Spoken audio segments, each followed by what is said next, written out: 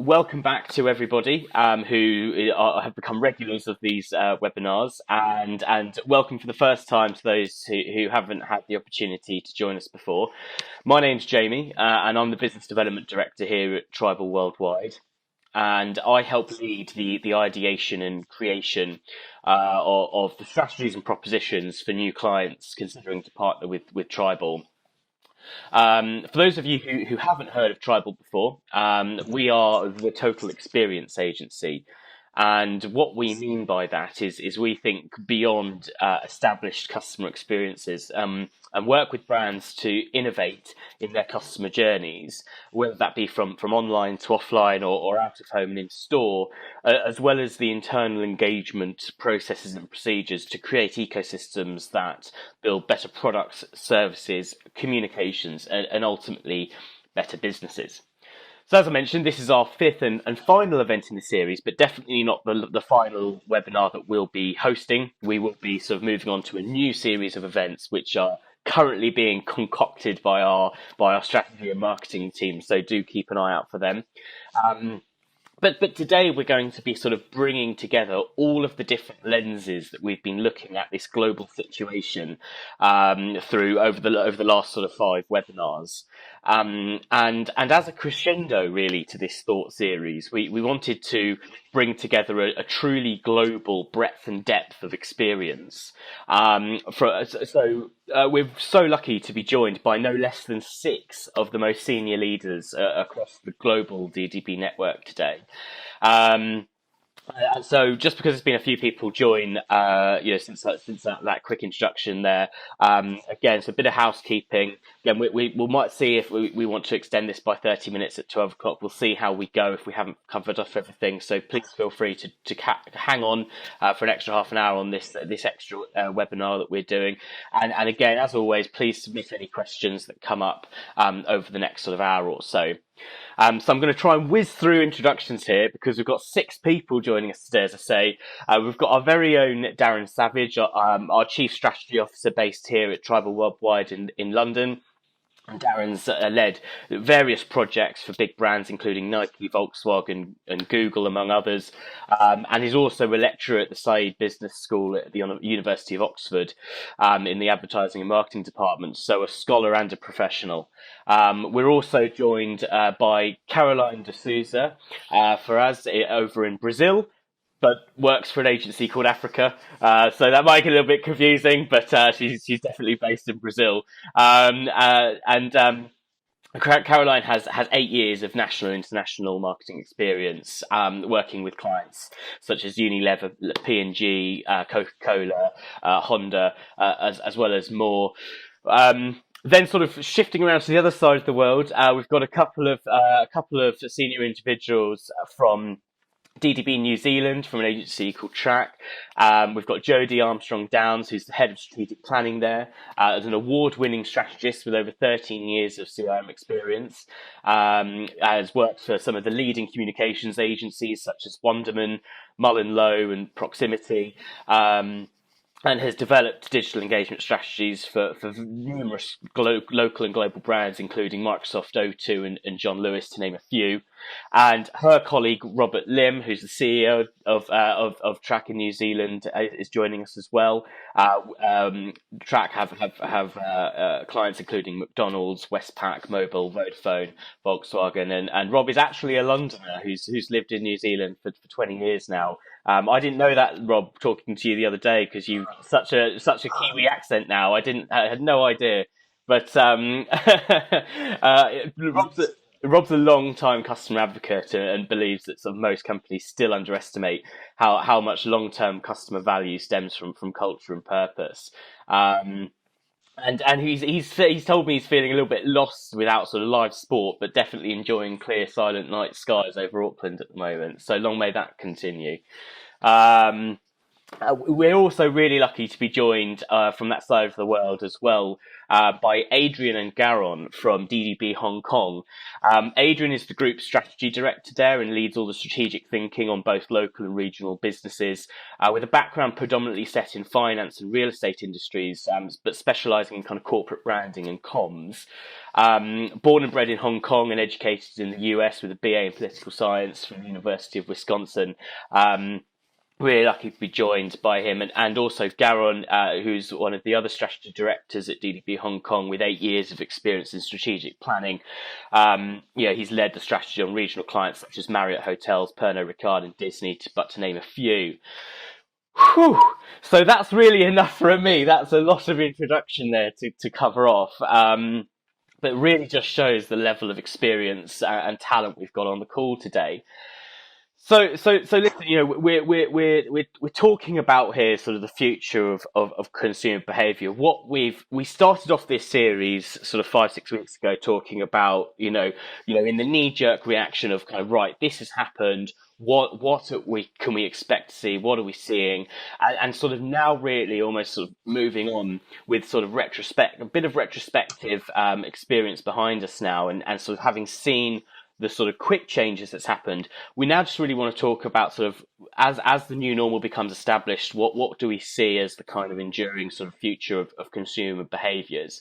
And I really wanted to go over to New Zealand first, and start with Jodie, because they've done an extremely interesting report over there studying sort of 12,000 consumers. And I just wanted to get some opening sort of thoughts from Jodie there around some of those findings that they're seeing at the moment, and how they feel that kind of rolls out to the wider global economy, I suppose. So Jodie, you've got the privilege of starting off the conversation here. I'd love to get your cliff notes, I suppose, from that report. Thank you. Thanks, Jamie. So 1,200 actually is the sample Oh, size, but we're quite 1,200, small sorry. in New Zealand. We have a smaller population, so we're kind of okay with that as a volume. So yeah, we've done some research over the last 3 weeks. We've built a tracker to look at the non-conscious emotions of Kiwis in New Zealand, so that we can get a sense of what are people saying they're feeling versus what are they really feeling. And we have, yeah, partnered with a company called Innovation Bubble, and we have been using implicit association testing. And what we found is effectively that Kiwis are over exaggerating what they're feeling. And there's quite a disconnect between what they say they feel versus what they really feel. In the early weeks, we saw things like, I feel restricted. I feel sympathy for what's happening. All the kind of things, all the rhetoric that people were consuming in the media, of course, they were kind of saying that's what they were feeling. But actually, a large proportion of Kiwis actually weren't really feeling this. And what we found is that actually, for many people, they haven't actually yet internalized. This thing has happened so quickly. And in New Zealand, we went to level 4 lockdown pretty fast. The strategy was act hard and fast. So far, it's been successful. But the impact of that is that for many consumers in the population, they haven't quite been able to psychologically understand and process what's going on. So we're dealing with a slightly jaded population trying to get their head around the impact. That was kind of the initial, and now we're seeing a positive trend over the last 3 weeks of safety, security, certainly starting to shift in terms of feelings and sensations in New Zealand. Jodie, is it fair to say, because it's just colleague to colleague here, that one of the things that I was surprised about is that that a lot of emotions customers were reacting less to the pandemic, less to global health threat, less to a looming financial crisis, and they've been mainly reacting to what it's like being in my bubble. And so many of the emotions have come from that, not actually from all these other things that we're talking about as businesses. Jay, is that a fair summation? Is that a fair thing to say from both studies so far? Yeah, predominantly the emotions are isolation, boredom of being in these bubbles, but also safety and protection because people are creating these little bubbles in which they're in, as opposed to the kind of the looming health crisis, or more prominent now in New Zealand is the economic crisis, which, you know, is soon to hit. And for many SMEs, that just isn't quite on their radar at the moment. Yeah. Really interesting. And has there been sort of any insight as to how that's the kind of nuances, if you like, between the different generations from Gen Z, millennials, baby boomers, etc.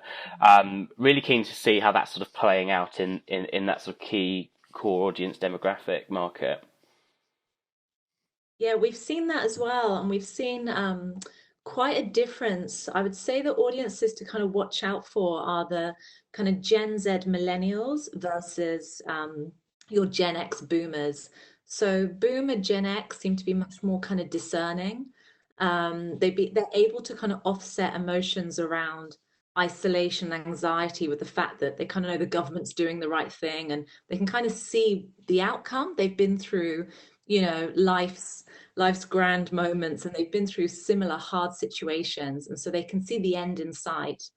Whereas for Gen Z, for millennials, we've seen increasingly week on week, even when safety and protection rises, those feelings, isolation, anxiety continue to grow, even in these bubbles. So even they are, you know, digitally connected, very much often, you know, referred to as the most connected audience and segment. Actually, isolation is hitting that audience more than any of the others. Mm, really, really interesting. Adrian, I'd love to come to you now as well, because I know this was last night we were having a really interesting talk about you know what you're seeing in your consumer market, especially kind of working with some of your brands like McDonald's, etc. And you noted about some of the ways kind of initially got some things wrong and sort of got, you know, whereas you got some other things really right. So from that sort of the stuff that Jackie was saying there, yeah, how do you think that maps across to your geography and your markets? Um, I think there are a few considerations just to preface everything. Hong Kong obviously has a learning from 2003 with SARS, uh, and it's also coming off of the back of 6 months of social unrest, if you haven't heard.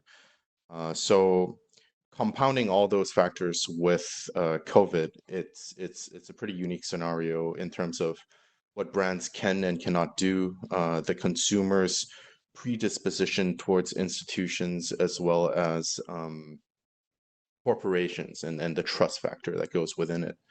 That being said, I think what we kind of look forward to are the learnings, and as marketers, it almost arms us with a stronger argument now more than ever that um, for the argument for brands to maintain a relationship with consumers that go beyond the transactional, that go beyond the functional. I think, not sure about other markets. Hong Kong, I would like to think as a maturing market when it comes to marketing savviness, but oftentimes we kind of get comfortable with driving our marketing agenda through the more tactical and promotional aspects of it.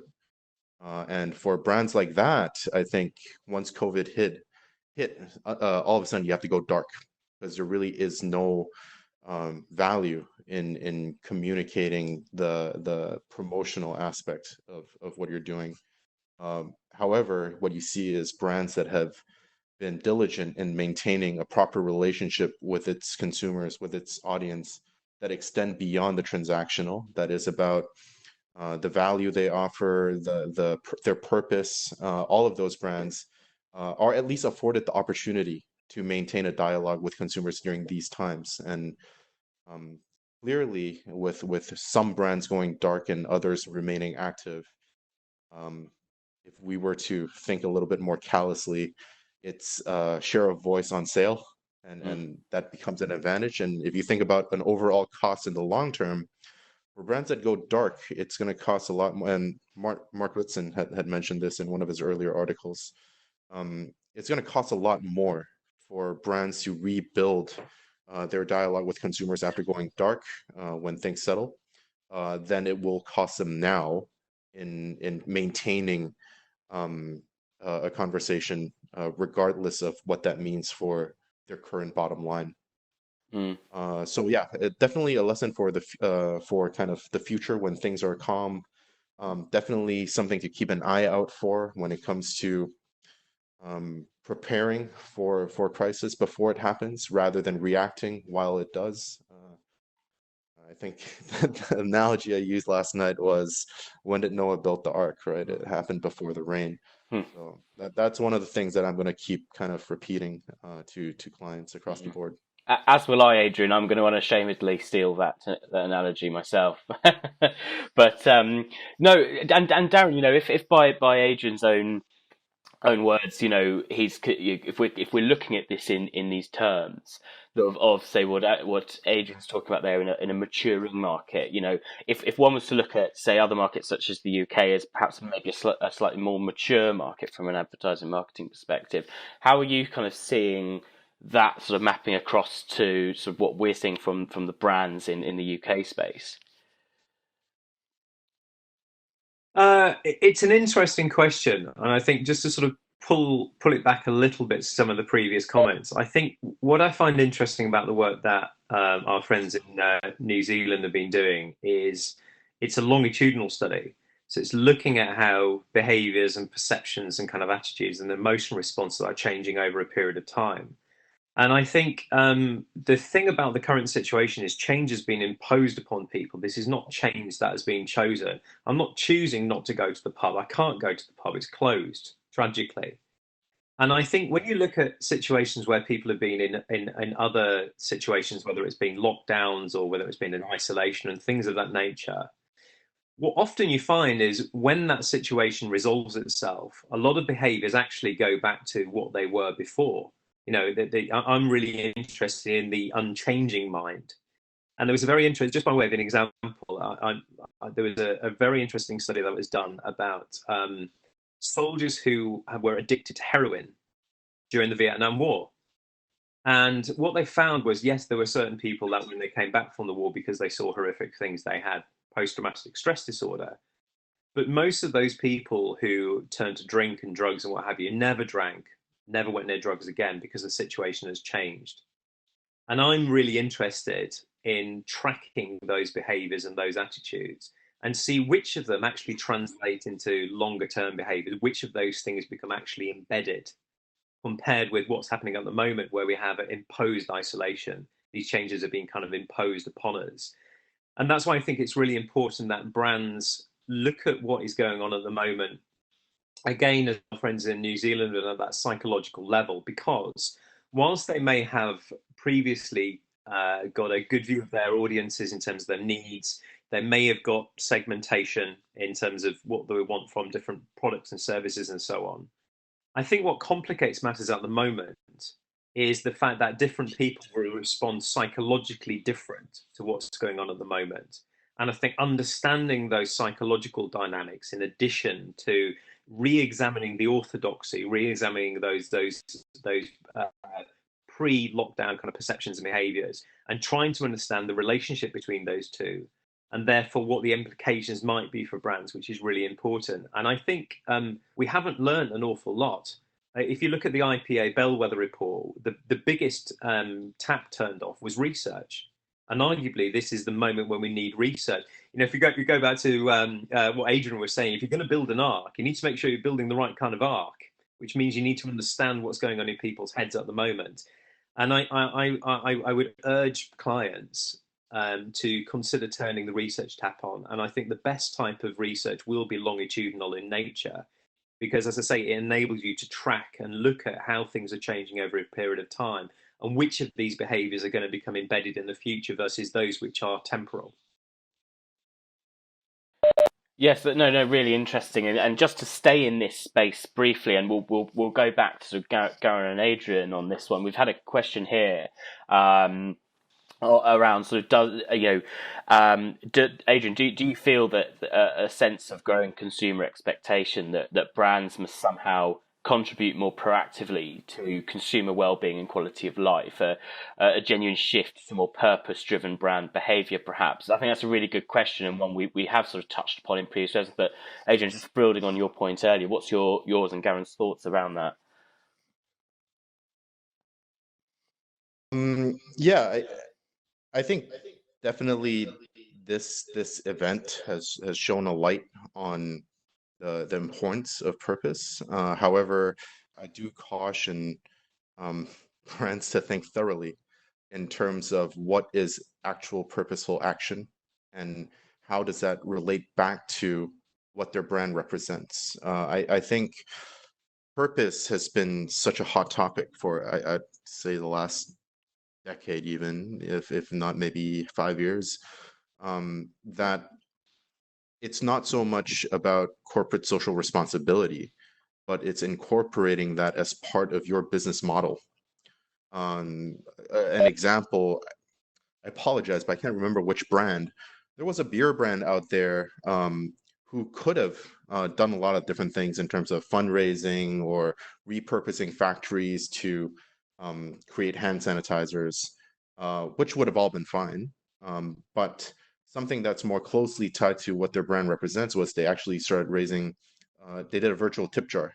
And I apologize again, I can't remember who did this, but they created a virtual tip jar where all proceeds go back to the bartenders that have been put out of work because of this event. So to me, this is not purpose for the sake of purpose, not a reaction because something is happening, but also something that closely tied back to what their brand represents.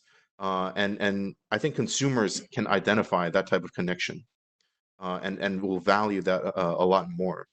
On the flip side of that, I think the trap here is for brands to do something out of reaction, but lose the plot a little bit and be a little bit tone deaf. I ultimately, I still think, a positive output is still a positive output, but its effectiveness and its influence on consumers sometimes can even backfire. A terrible example would be the Imagine song that the celebrities did on Twitter, which probably came from a very genuine space, probably was well intended, but obviously it didn't get the reaction that they wanted to. So absolutely, I think there's an importance, and brands should definitely keep an eye out on this whole territory of purpose, but it needs to be thorough. It needs to be thought through. Yeah, definitely, and that sort of area of authenticity is definitely something we've talked about before. The need for brands to be more authentic. Garen, I see you've unmuted there. So, what would you like to add to that? Yeah, just to add to that, because our brands here, we started taking the coronavirus seriously after the Chinese New Year ended. And it was, we came back from our holidays, and it was like, oh, we got to go into work on Sunday to, figure out this coronavirus issue. And for McDonald's, there were a lot of different brand acts that, because of the speed of how we're reacting, are we donating money to doctors? Who are we helping? Are we helping certain refugees who don't have places to stay? But I think a lot of those things didn't take hold because of the lack of authenticity. And what did was when we just thought of, I think we always think like brands, we can solve the world's problems. But I think when we look inside, it's like, how do our brands solve our own people's problems? And because we've seen this with McDonald's in a few markets, and the complaints that employees have had. What we did well in Hong Kong that the CEO here is particularly proud of is that we went full force employer brand first. So first thing we did, we sent a welcome kit. Sorry, not a welcome kit, a hygiene kit to all the staff.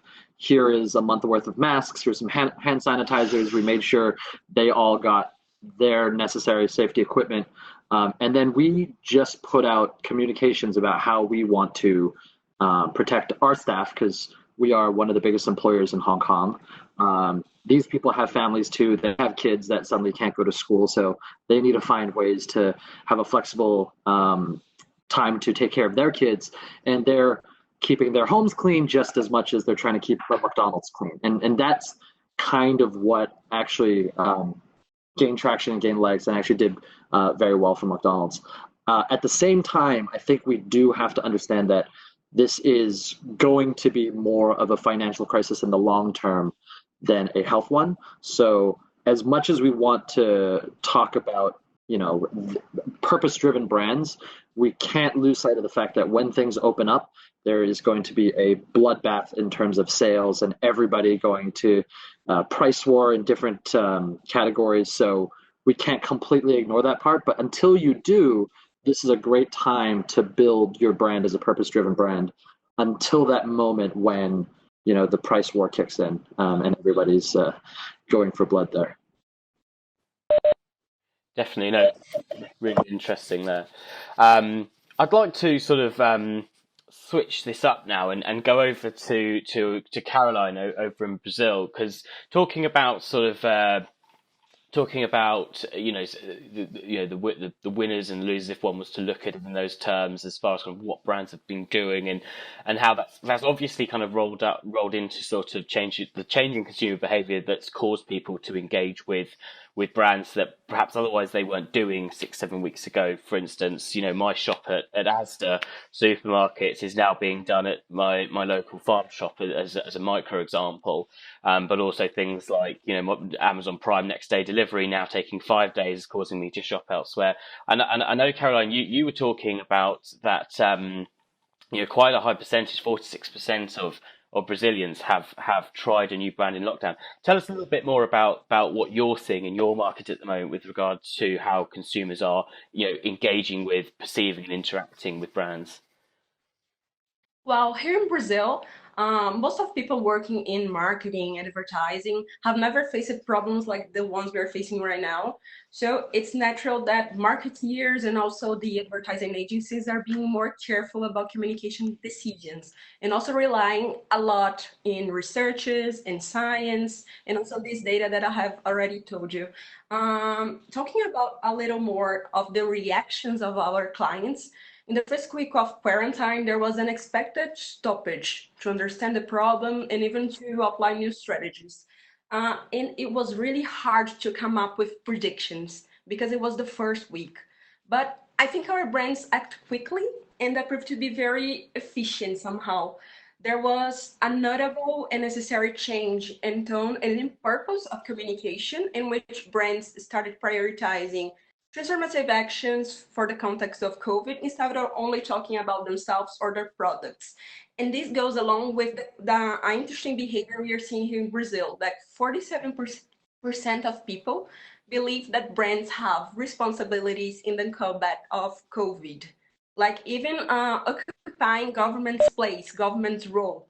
And the other data we have here is that 46% started using a new brand because of a relevant way in which it has responded to the virus outbreak. I think globally, this index is around 37%. So we are seeing that brands acting right now is being relevant for them. And for us, the pandemic is seen like an opportunity to reinforce brand values, brand relevance, in addition to strengthening relationships with people. Like one of the examples we have inside the agency is Ambev, the largest beer brand in Brazil, that built a hospital with beds for COVID patients and also created a protection mask for health professionals using plastic bottles. So right now, this is the movement, but we are also receiving briefings right now about the new normal, like when people are starting to consume again, or how is going to be that shift in tone. How can we talk about product in a way that people will receive it in a nice way, not with empathy? So in that moment in Brazil, we are still in quarantine. So we are dealing with that, trying to predict how brands can evolve the discussion after this. I think that's really interesting, and it goes to the heart of the basis of all good brands. And Adrian and Garen both kind of mentioned this, which is forget purpose for the time being. It's about the brand's values, and it's also about the value exchange. And I think there are new opportunities at the moment, at least for the time being, where we go through varying stages of lockdown, where there are new kind of emergent psychological needs in particular, that brands in an appropriate way can take advantage of those things. So one of the things that I think a lot of the people, what the changes which are temporary at the moment, is people's perception of time has changed. And people's perception of time has changed in part because the future is very difficult to predict, but it's primarily the way that episodic memory works. So during the course of the day, your episodic memory, which is your recollection of what you've done, is built around kind of flagpole moments, so things which are memorable, things which change on a day-to-day basis. And at the moment, everyone's life looks pretty predictable and the same. You know, I get up, I take the dog for a walk, I come back, I spend about 5 hours a day talking to people, and then I do some work. And I think there's Dr. Julia Shaw, who's works at UCL, has been studying this in particular. And I think what's interesting for brands is to start to kind of create those kind of memorable moments. And Nike is an organization which has been very, very fleet of foot to take advantage of the situation. They were one of the first out of the traps with a piece of brand advertising, which was, you know, work out at home and, you know, save the planet. You know, it was a good kind of response that was very, very kind of on brand, that wasn't opportunistic. Then they were able to very, very quickly curate all of their workout content and their e-commerce around staying at home, working out at home. And now what they're doing is they're now working out ways in which people can work out together, even though they're in separate kind of locations. So they're one of those organizations, because of the fact that over decades they invested in innovation and digital technologies, they can now benefit from those innovations. And brands whose businesses did not innovate and did not set out to embrace the opportunities of digital technology and media are the ones that are suffering now, and are the ones that will suffer in the future when the lockdown lifts. And no amount of deals and offers will save them. I think there are many companies who are facing a final day of reckoning when this is all over because of their failure to invest previously. I want to add on to what Darren said about, you know, these tentpole moments, because so we had this big workshop last week with a lot of different tech CEOs in Hong Kong. And because people are just doing less during the day, everything you do has a much heightened importance than what you remember. So we were talking to both the CEOs of Deliveroo and Foodpanda, the main delivery services in our city, and both of them said the same thing. Of there was a switch in the last 3 months of it used to be speed is the most important factor, and that quickly changed to service. And because one invested in a call center that's local and they are able to refund people quicker, like having just one bad interaction is what quickly causes you to suddenly lose your brand loyalty and try a different brand. And similarly, in Hong Kong, especially in terms of flights and hotels, people are very brand disloyal. So we found OTAs, for example, I have hotels.com as a client. OTAs are really popular in Hong Kong and Asia in this region. And that's kind of flipped because when the coronavirus happened, everyone was immediately canceling their plans, they're changing their flights.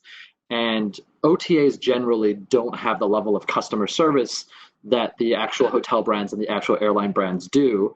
And one of the research that we've done internally is you see all, especially millennials and Gen Z, who never book direct, always book on OTAs. That's suddenly all flipping, and they're like, we're never using OTAs again. So I think it's this level of technology, but way we deliver service to our customers, and our customers' needs are changing, so the way we deliver service to them has to change as well.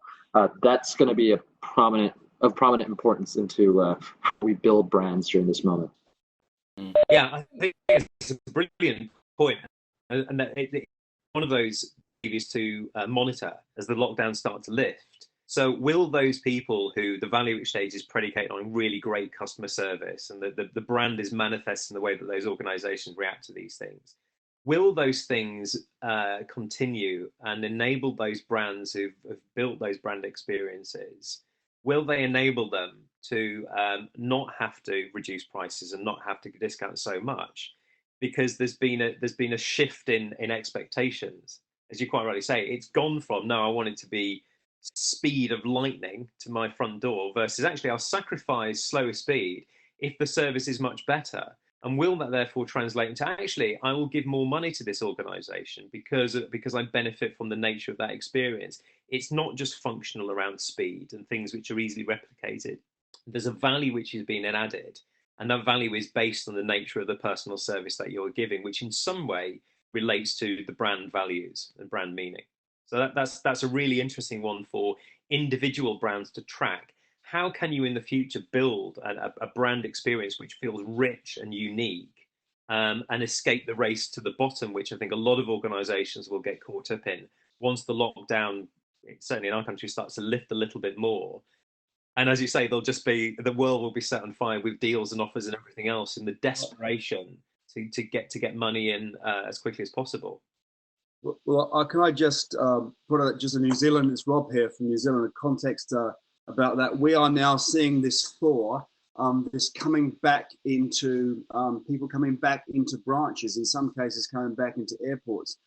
And some people are getting found out. In the banking sector, for example, there was a lot of communication right up front from all our banks about what we called alert level 4. And we all stopped and thought, my golly, digitization, this is the time we must digitize and spread the word about our digitization. Well, one of the problems was that some of those digital services weren't very graceful and sweet. So that was the first problem. But what's happened in the last 48 hours in New Zealand is a lot of the branches have started to open. And strangely, all of our banks, who were very excited to tell everyone about hand sanitizers and what we're doing when the branches were closing, have been a little bit frightened to tell their customers that the branches are open. And I think it's got a little bit of something to do with this digitization story. And the banks that are actually reaching out and saying, this is one of those moments. We are warmly welcoming you back into our branches, are the ones who are standing out. And one of the best ways to get customers, particularly older customers, obviously, to adopt digital banking is, of course, in branch. The big standout brand that's done it incredibly well, though, is the brand that's potentially hurting the most, and it's Air New Zealand. Air New Zealand has cut so many staff, and it is absolutely typical of Air New Zealand, who are known for their digital prowess, but they also know it is their Air New Zealanders that represent the brand, have come out today welcoming people back into very empty airports with homegrown and very beautiful videos of their people welcoming people back into the airports in very practical ways, in ways that some of our banking clients might not have just considered. And that goes, I think, back to a history of being leaders in customer experience in New Zealand. It's the Noah built the Ark story coming to life. So it's just a reflection on customer service that we're already seeing. People are forgetting how to do things now. The thaw is coming up. But there you go. I'll leave it at that. Well, I think what's interesting about that, Rob, is how quickly things can change. And how quickly a temporary established orthodoxy around. No, it's all about hand sanitizers and, keeping, X number of feet apart or what have you. And then it's back to what people really valued before, which is good old-fashioned customer service, is me feel valued as a customer and welcome back into different sorts of things. So I find that really fascinating, the speed at which change can happen. And also, therefore, the ability of an organization to kind of pivot and take advantage of these emergent opportunities, or a reversal back to the way that things were before. Yeah, it's been fascinating and fascinating and frustrating as well. But it will keep playing out. This reminds me of many experts, they attribute the SARS virus to the online shopping learning of the Chinese society. And in Brazil, I think it will be a similar impact. Like here, people of all ages are facing forced digitalization of common habits. Most of them are trying some digital services for the first time. And I think in just like other countries, we are seeing here a boom in e-commerce, delivery, streaming platforms, and already 30% of the population here are already doing more online shopping since the pandemic began. So I think there's also an important role for brands and also an opportunity that is teaching these people how to use technology that will impact their business. Like here in Brazil for Itaú, we created a TV commercial with two old ladies sitting in a couch talking about the functions of the bank app. Oh, you can transfer like this, you can talk to your manager like this. So it was really important for population, and it made Itaú the most remembered brand in Brazil. It was like a tutorial in a TV commercial. Like we have to teach people, we have to embrace people in this process that is really difficult. Like everyone is learning something in this quarantine somehow.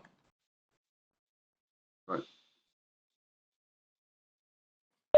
No, that's really. Pick up as well. Oh, sorry, JD.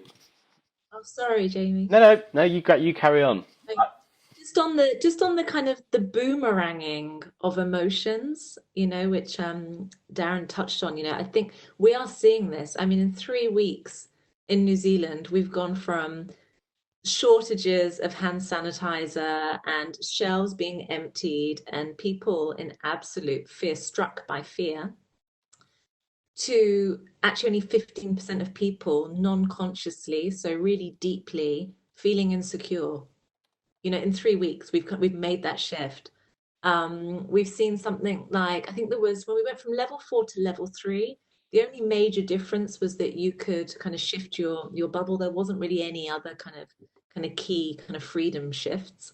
But we saw an increase in kind of 20% in mobility, of people going to parks and public places. So I think, kind of watching that elastic band and just the flex within that, and keeping your pulse on that is really important, because we're not going through a traditional funnel of people going from fear, reassurance, perhaps a bit of adjustment, and then excitement that we're in a new normal.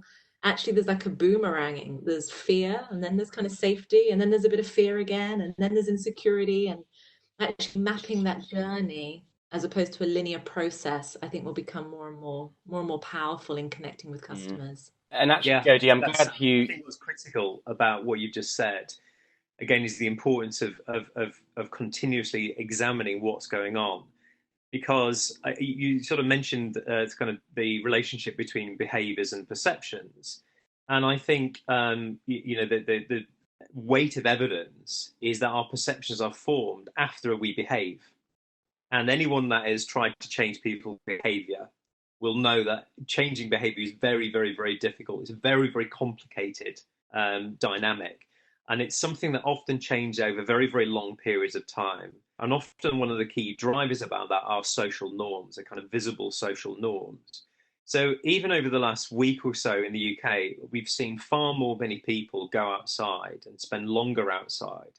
So there's been a re-establishing of a social norm, and based on that behavioural change, I would imagine that people's attitudes, so their stress levels, have probably come down because they're witnessing that more people are out there. So the world looks a bit more normal. It looks like we're getting back to normal itself. And that might just be a fallacy. And we might have to go into more lockdown again if the numbers of cases increases. So again, I do sound a little bit like a stuck record, but I think that one of the key takeaways is please invest in research and make sure the nature of that research is longitudinal in nature, and you're tracking how people are changing over a period of time. So you can either react a little bit like Rob was saying with people going back into banks or what have you, in a way which is sensitive and appropriate, but also equally importantly for more longer term strategic planning, try to evaluate which of these behaviors, which of these attitudes will become long term, will become embedded in whatever the future looks like. No, interesting. And Jodie, I was just wanted to stay on you for a second, because we nicely organically circled back to you, because there was actually a question submitted around your initial thoughts there to do with your research, and we've had some interest as to kind of where consumers were kind of consciously acting differently versus to how they felt. Was this just a dissonance in their actual and stated feelings, and how was this measured? Yeah. So across the board, so if we take kind of all Kiwis rather than the breakdowns by groups, we saw that on average, the internalized emotions, so the real emotions that people were feeling, we're tracking around 40% of people feeling things like restricted, feeling protected, whether they were feeling safe, whether they were feeling secure. So there was still a big chunk of people. You'd expect that to be in the 60s or 70s. It was like 40%, which was still quite low, which suggested to us actually there's still a significant amount of people that are still yet to internalize these emotions. There was then a significant chunk of people, around a third, who were claiming to have these feelings, but were not having them at all. So claiming that I feel restricted, claiming that I feel sympathetic, and so forth. And on average, there was around a kind of 20%, 15% difference in those stats. We'll also share the report as well off the back of this. So if people want to have a look, they can see some data that's come through. Great. But yeah, across the board, there was a disconnect. Yeah, thank you, Jodie, and yeah, really great point. We will be sharing the research cited on this call for everyone. Excuse me. We've had I think this is a really interesting question submitted, and I guess I'll put it to the floor and see who chimes up first. But for brands not just needing to advertise for the customer, which is what we've been talking about so far, but also for those internal stakeholder management purposes, such as investors, some brands may want to show that they're still running and operating at a high level during the crisis, which could be perceived as sort of tone deaf by the consumer. But so any insights or perspectives or cases on sort of how brands are sort of managing the internal stakeholder management of being seen to do something versus, as we've just been talking about for the last 45 minutes or so, doing the right thing by the consumer. To the floor, really, whoever's got some thoughts on that. Share some initial thoughts. Then before all the responses get taken by everybody else. Obviously, I think this is very sensitive to the nature of the business and how severely hit said brands and businesses are by the crisis. However, I do think there are avenues to consider, and whichever is applicable is probably something to take note of. In the initial response to something like, for example, COVID, you see the initial weeks where all the concerns have been around what is going on, how severe is this, brands that maintain a certain level of responsiveness rather than kind of sitting on their hands and waiting for somebody else to act first and follow suit. These tend to stimulate consumer confidence and is something that probably through more targeted channels can also inspire investor confidence. However, as the pandemic stretched on, I think the longer term solutions really come back to operational models where how can marketing work alongside with product development? Because there are still a lot of opportunities. I wouldn't say take advantage. I'm absolutely not saying take advantage of the situation, but I am saying be agile and move with the situation, right? Have that fluidity to adjust your products in accordance to what's happening. So in the financial world, for example, we've seen in Hong Kong loans companies who have put out a new product in response to COVID. For example, there is a government subsidy that's about to hit the market. However, they're a little bit slow with it, and people need their cash now. Now, so in response, a loans company have put out, say, like, look, we are going to loan you the same amount that's going to be equivalent to the government subsidy, but we're going to charge you no interest if you return it in the next 6 months or whatever the stipulation is. But these type of responses, it's not necessarily profit generating, but it does create a window for, let's say, non-users to engage with this product out of need. And it's done so through an altruistic entry point, let's say.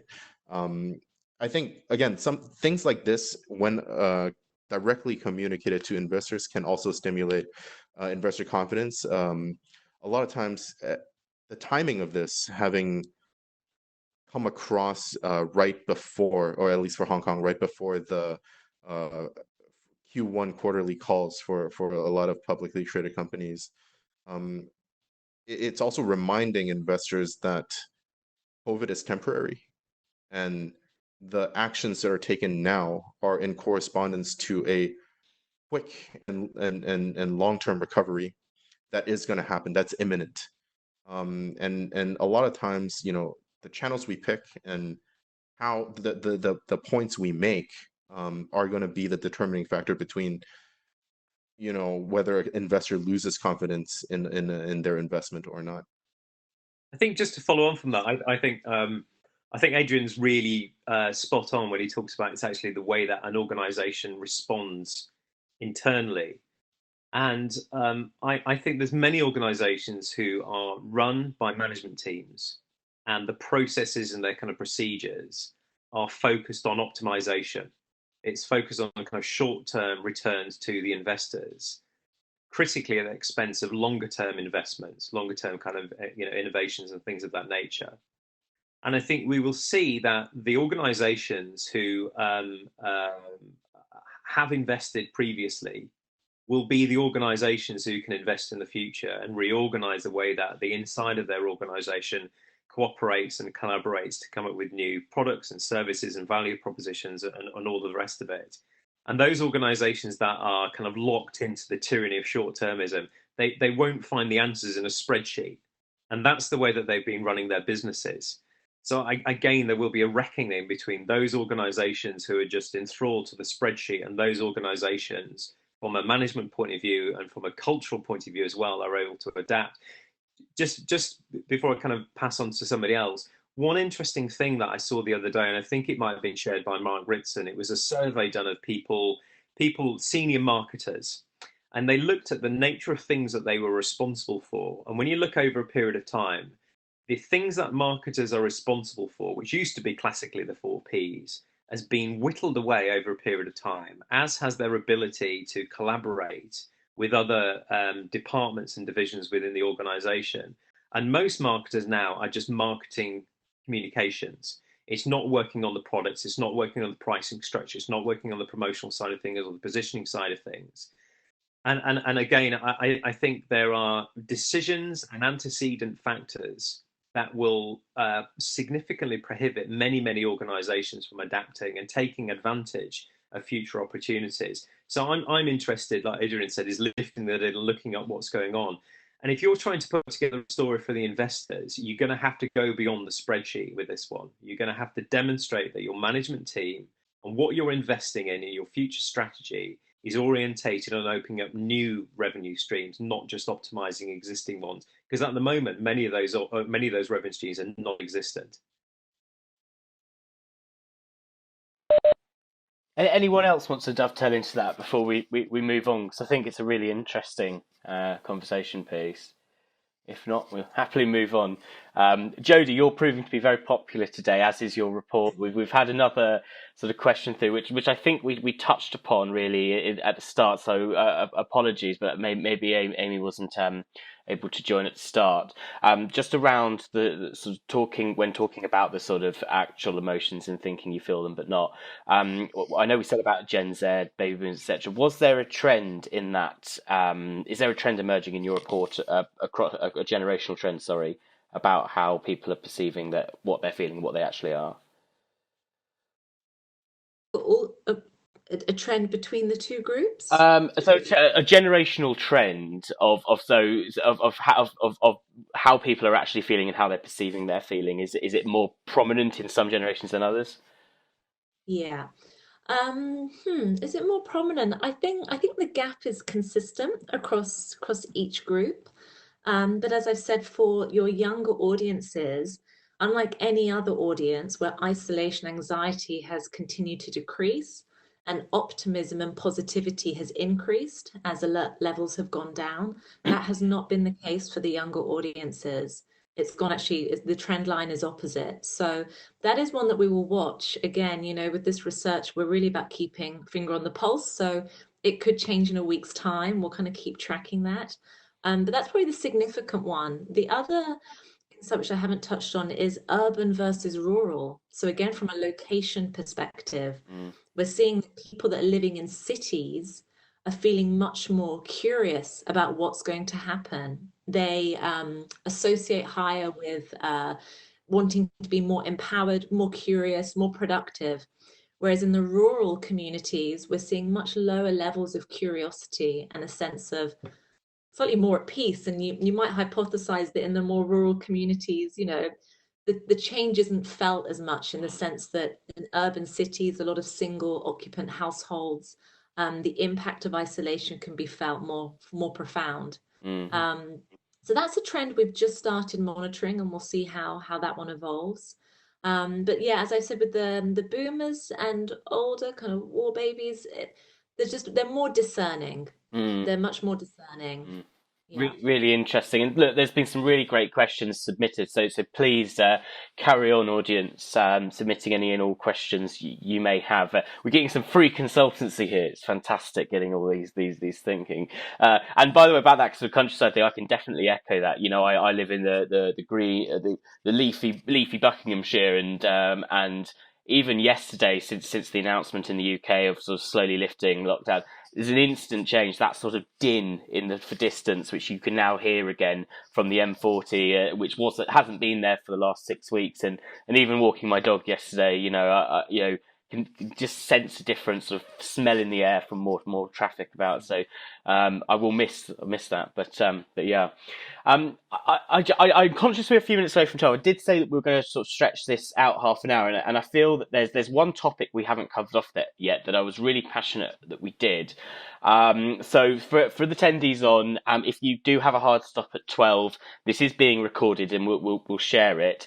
And as long as it's okay with the panelists, I just wanted to open up this next topic, which I know that I've spoken with Adrian, you know, Garen about it. I know that on our call with everyone else, we talked about it, and it's around data. You know, we've talked a lot about market research. We've had a lot of percentages and statistics being spoken about over the last sort of 50 minutes or so.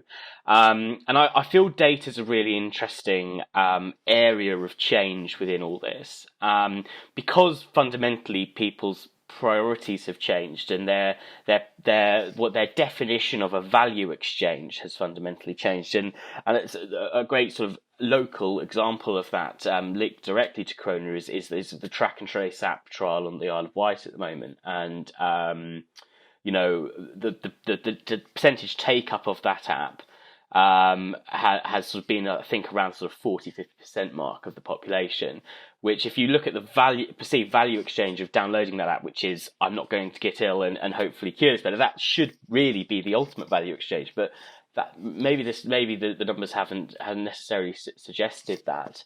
And what's really interesting is we've got lots of different countries, all with a different cultural perceptions of and attitudes towards data.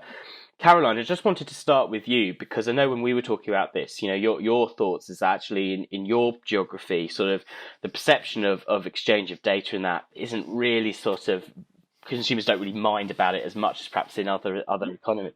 So what's your perception of first of all how this may change people's perception of their data, how it's being used, but also how businesses need to start using that data to get better at their marketing, to get a better personalization going on. Would love to hear your thoughts on that, Caroline. Well, I think globally there's a fear around data, but in Brazil, when we talk about data protection, this is much more a niche issue than a mass one.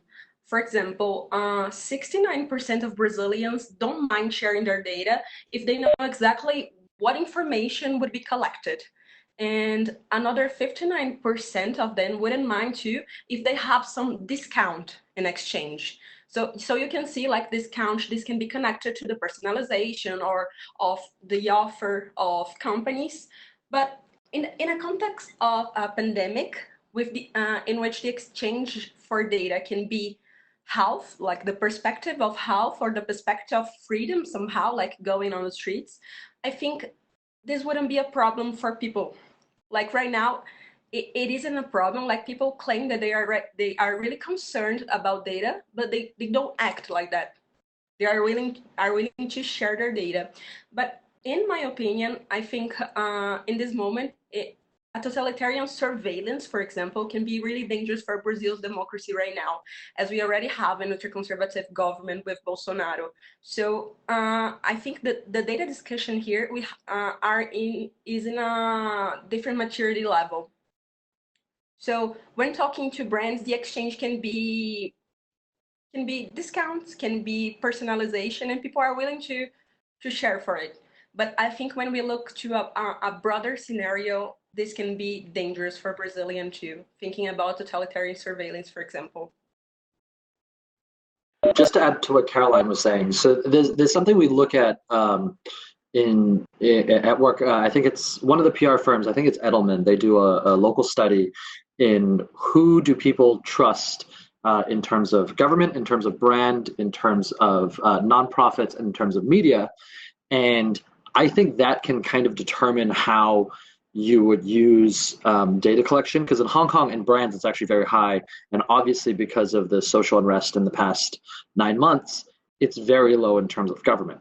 So, like Caroline was saying, people are very willing to give up data, even for theoretical things like personalization in an app and future coupon deals.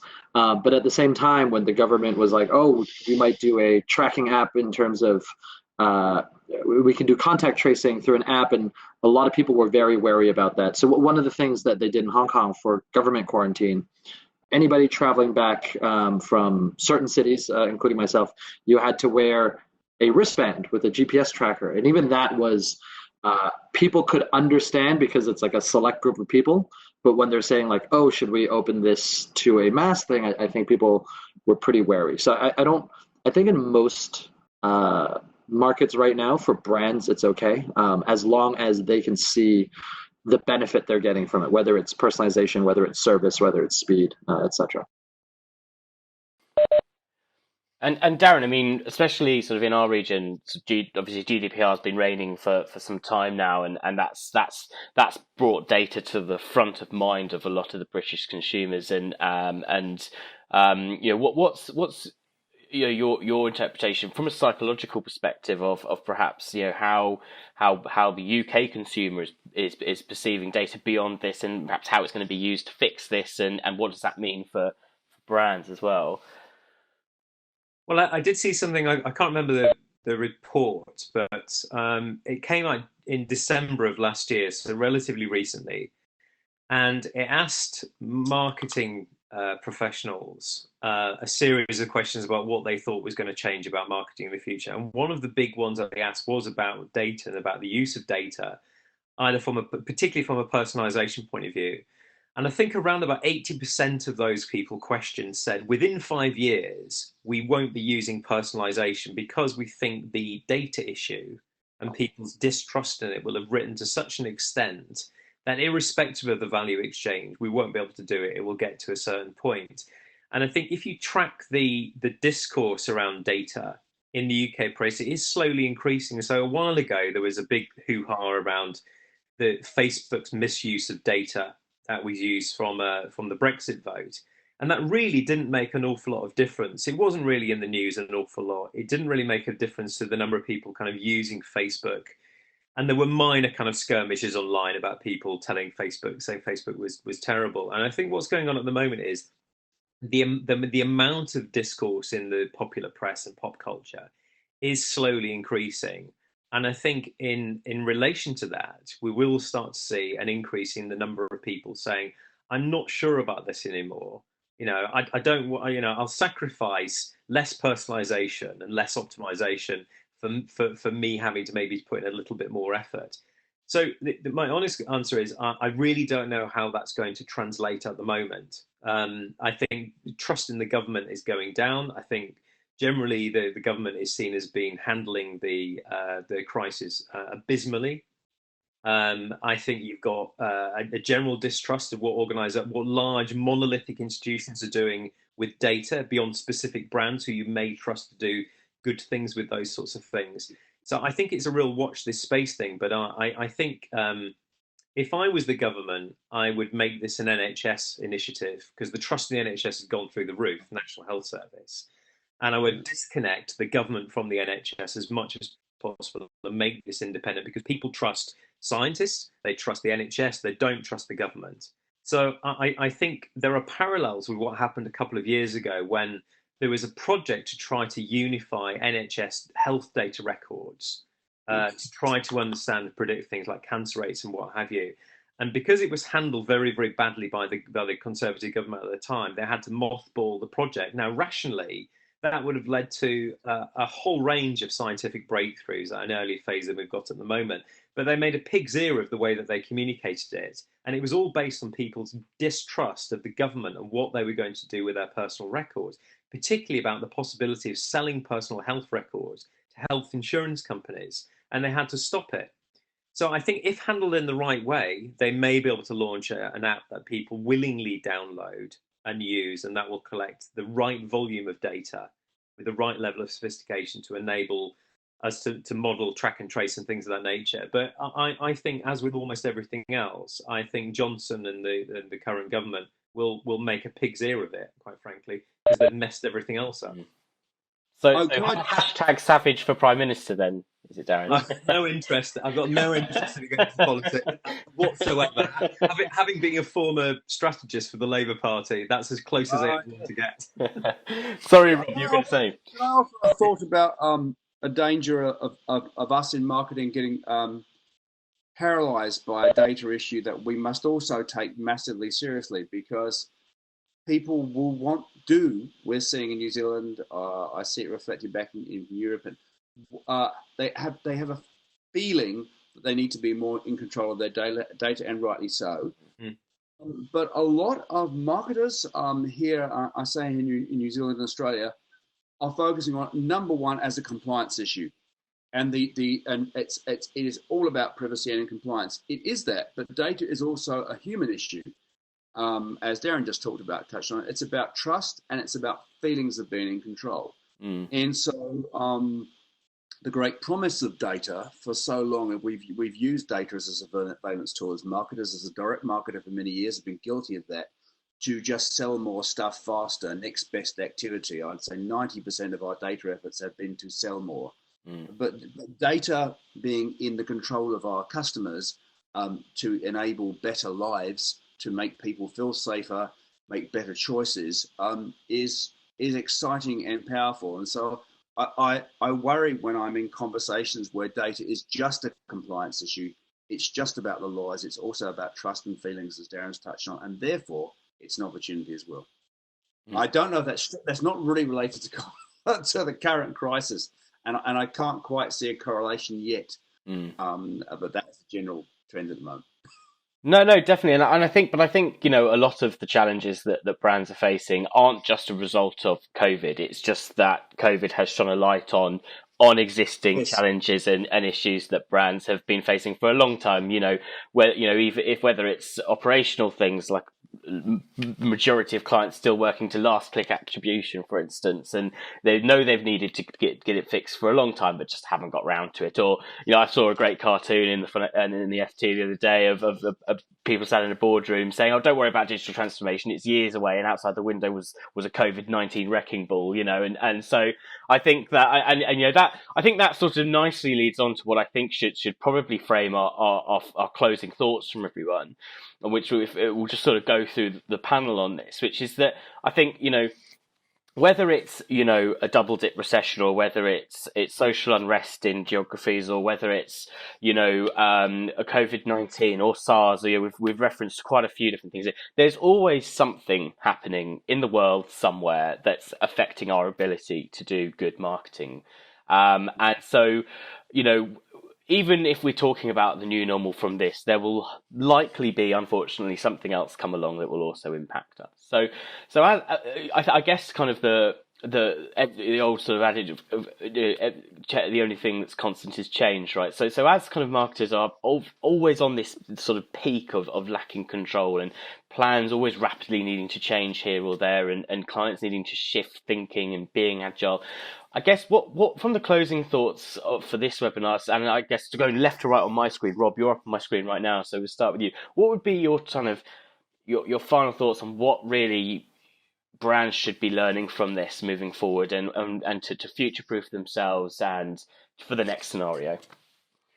I think it's a tough. Some of the best lessons right now are the toughest lessons, and these we're talking about brands here, but these are also agencies as brands and things we're learning ourselves. And I hadn't heard that Noah building the arc statement before, but I relate to it.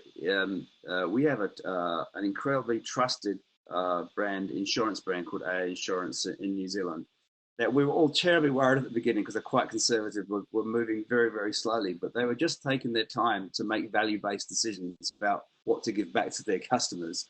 And so they naturally did the right thing. in New Zealand have been investing in both their own internal values and their digitization strategy for many, many years.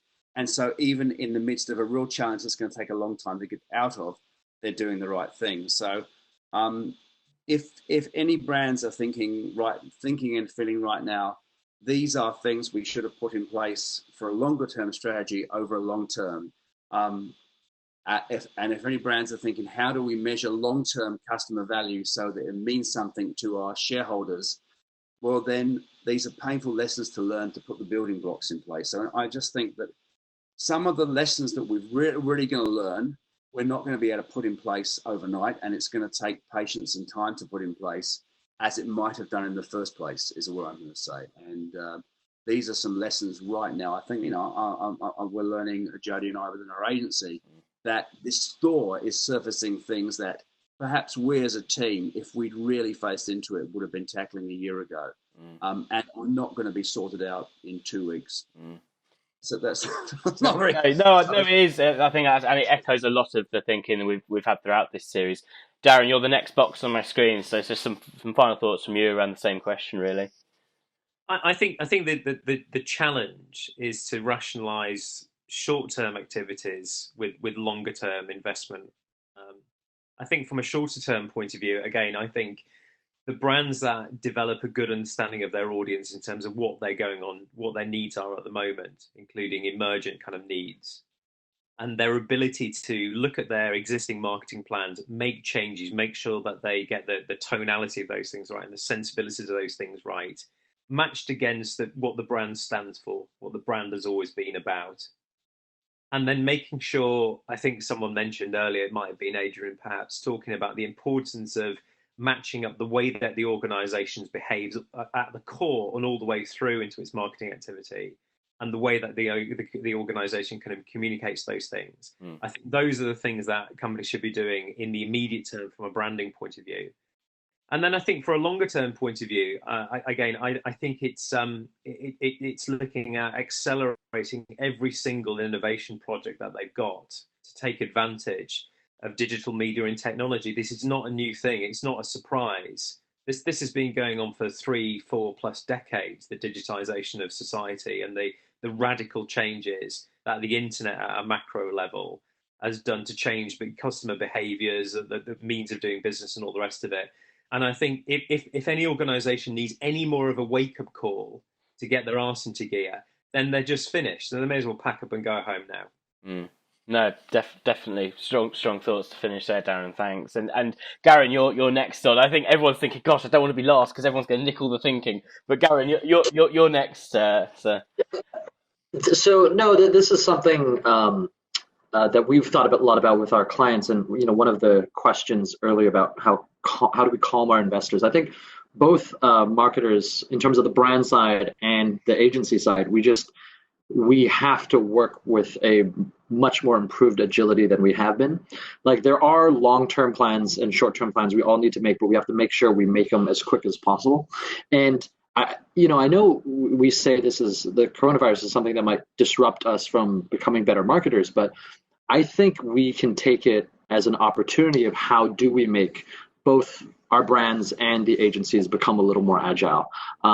For Hotels.com, we knew they had a lot of teams that worked, actually what I was saying before, almost separated all 4 P functions. And then even within an individual P function, that would be split into teams as well, in terms of like, all right, now the communications on digital, don't talk to the communications on web, don't talk about communications on merchandise.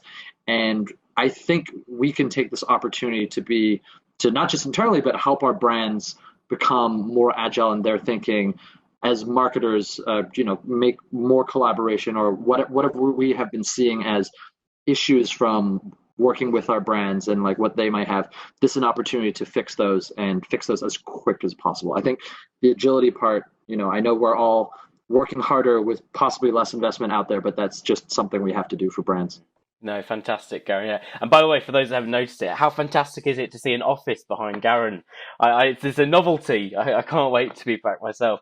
Caroline, you're next on my screen. So some final thoughts from you around that key advice there for clients. In companies' perspective in Brazil, 90% of companies in Brazil claim they weren't prepared for the context of pandemic. And this brings to me two main topics. The first one is research, and the second one is innovation. Like COVID reassured the importance of research, is rebuilding trust in science, and in showing how important it is to have constant initiatives for studying consumers. Like right now we're seeing like people working more, research institutes, research departments in the agencies. And when we talk about innovation, like for most industries in Brazil, digitalization, for example, was a competitive advantage or a future plan for a futuristic scenario. And right now it is a matter of survival. So I think one of the key things is that is a need to accelerate innovations, and there's an opportunity to experiment more, go beyond communication, work in networks, working with clients and experts and stuff. So I think it's more about thinking like a startup right now and be agile. Yeah, Right. that's it. Agile, I think, is a key word that's come up over the last 5 years. Adrian, we're back over to Hong Kong with you now. Anything to dovetail into any of that? Clearly agree with what everybody has just said. But okay, just to throw this out there, I think maybe a little bit more about long-term thinking, and this is probably going to come off as more pragmatic, but I think one of the things that I think this event has triggered is a clear need for better synergies between, whether you call it marketing or branding, with the operational aspect of businesses, because the entire discussion about what budgets to cut, what were the first things to go, was it research, was it media buy, was it marketing? A lot of these are made for as a top-down decision, and I love that question about the investors, because their decision making, or the anticipation of their decision making, is what's driving a lot of these things. And when it comes back to what is right for the consumer, the long-term perception of brands, I mean, I'm clearly biased here, but I think marketers probably have the best picture of what that looks like. And so thinking about businesses holistically, and this is a very idealistic way of looking at things, right? The two sides, the bottom up and the top down, really need to come together in a better way. This is probably easier for smaller to medium-sized companies, and if you imagine corporations with their fingers in many pots and of scale, that's probably more difficult to implement. But systematically, the sooner someone cracks this and identifies an operational model that takes both sides into account better, I think the less they will be affected by in terms of impact by events like these in the future. Thank you, Adrian. And Jodie, you had the privilege of opening up the floor, and so I'll give you the privilege of last words. So your thoughts on this? Fair, Jamie, I have to go last of all of those great shares. No, I think I'll probably just close from my perspective to say that, there's always that saying in marketing, the freedom of a tight brief in creative. We've seen that people have been restricted in these tight little units, but people have found new freedoms and new creativity and new innovation. And I'd kind of say we are restricted right now. There's many things around us, and it can be easy, therefore, to look out, to try to look way ahead as a way to almost get us out of this feeling of being restricted and kind of controlled and things being shifted. But I think there's a real beauty and a real opportunity by really going deep in the now to then springboard ahead in the future. So I'd probably kind of close on, I think it's a great opportunity to really go deeper in understanding consumers, understanding context, because context is everything in emotions. And yeah, I'll probably leave it on that. No, you get the final thought there, Jodie, as well as the opening one. So you'll you're privileged. No, that look. I think everybody will agree that you've definitely a virtual round of applause for the panelists today. So I love sort of getting so many senior strategists together, because just their minds work in such a unique way, I think, in the marketing mix, and I've certainly learned a lot today, and I hope that our audience has taken away a lot as well. I'm really sad. This is the last in our COVID series today. So that's sort of why we really wanted to sort of stretch it out, make the most of it. But look, as I said before, we will be announcing a new series, looking at things from a different perspective. Still a little bit of sort of pen and paper work to be done on what that looks like. So please keep an eye out. Obviously, do give us a follow on LinkedIn and Instagram, Tribal Worldwide London, using our hashtag Total Experience if you want to share any thoughts from this morning's session. Look out for some comms coming from our marketing team, a bit of summary on today's conversation, and as Jodie said, some of the insights and reports that we've cited today. And obviously, if there's anything that sparked some interest or some intrigue, please reach out to myself or any of my marketing team, and we can organise sort of a more one-on-one conversation with anyone that's been on the call today, to really dig into some of this in perhaps a bit more of a bespoke way, that's relevant for your brand. So thank you very much for everyone who's given up a little bit of extra time today for this. I hope you found it of interest, and again, round of applause for all of our panelists, especially those that are staying up late and getting up early. So goodbye, and the most important thing is obviously stay well, stay safe, keep well, and we hope to see you on a future webinar shortly. So take care, everyone. Thank you for your time.